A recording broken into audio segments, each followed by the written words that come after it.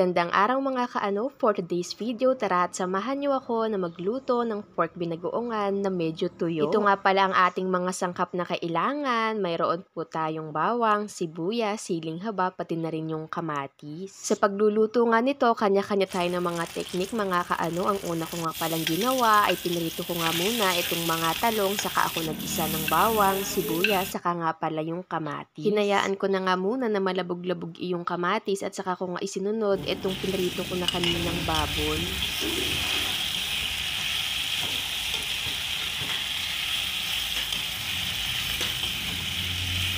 Nung medyo nagmamantika na nga at nagkatuyo-tuyo na, inilagay ko na nga pala itong ating bagoong, saka ko ito hinalo at nilagay itong sili. Sunod ko naman na inilagay ay suka para syempre hindi sobrang alat nitong ating bagoong, tapos naglagay ako ng asukal.